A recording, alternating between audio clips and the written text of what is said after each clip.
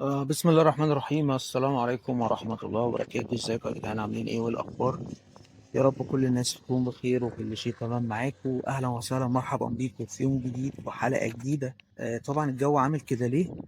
عشان احنا النهارده في صباحية يوم الجمعة المباركة. ايه المباركة دي؟ احنا النهارده في يوم جديد وحلقة جديدة، صباحية مباركة. صباحية مباركة ايه؟ اسمها صباح الخير يا عمدة. اسمها صباح الخير يا عمدة. اه مش قادر اتكلم خالص. النهارده حصل موقف غريب مريب عجيب عصيب، ملوش قريب ولا حبيب، فقلت ان انا احكيه معاكم بدايه كده على السريع. احلى حاجه ان الدنيا سكوت وسكون ومفيش اي صوت، والدنيا حلوه جدا. عارف ليه؟ عشان النهارده صباحيه يوم الجمعه او صباح يوم الجمعه، او سميه زي ما تسميه. والحلقه دي من سلسله صباح الخير يا عمده وجمعه مباركه يا عمده، الاتنين مع بعض يعني. ما علينا.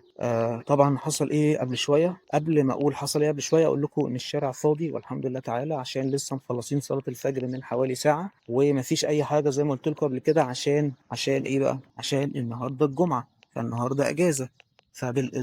وبالاضافه كمان برضو الا ان احنا بالليل الفجر، فعندك ايه ميزتين حلوين قوي قوي قوي يعني. فربنا يكرمنا لحد ما نخلص تصوير الحلقه دي ان مفيش اي سيارات تعدي جنبنا وتقعد تزمر، تكاتك تزمر، موتوسيكلات تزمر، يعني على قد ما نقدر يعني. تمام، ما علينا.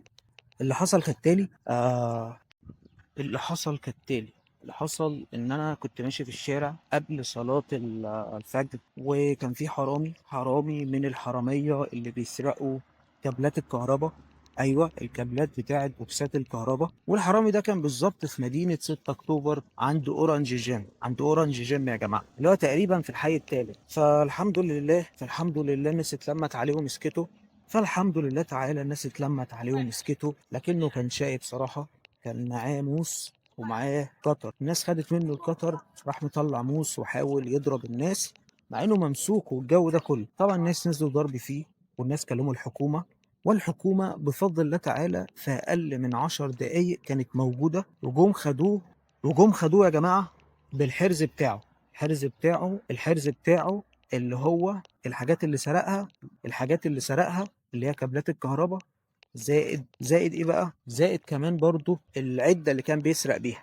تمام، والحمد لله الحوار خلص على خير. يعني اولا احب اشكر وزاره الداخليه على سرعه رد فعلها وعلى سرعه استجابتها، وبشكر كل الناس الرجاله والجدعان بتوع مدينه 6 اكتوبر، وخصوصا بتوع الدليفري، لان الناس دي بجد يا جماعه، الناس دي بجد يعني في وقت الازمه تعرف قد ايه الشعب المصري ده جميل، جميل جدا وخدوم وراجل واصيل. فالمهم الناس اتلمت، مسكت الراجل، كلموا الحكومه جت، والحمد لله الحوار خلص على خير. يعني موقف ممكن يتقال عليه ان هو موقف عادي، لكن يا جماعه مفيش حاجه اسمها عاديه. الحاجات العاديه او اللي كانت عاديه زمان دلوقتي بقت حاجه صعبه جدا. يعني دلوقتي بقى صعب انك تلاقي حد جدع، بقى صعب انك تلاقي حد محترم، بقى صعب انك تلاقي حد اصيل، والجو ده كله. فصباحكم بيضحك ويومكم جميل باذن الله تعالى، وجمعه مباركه عليكم وان شاء الله خير، وربنا يكرمكم ويوفقكم وينجحكم ويفرحكم،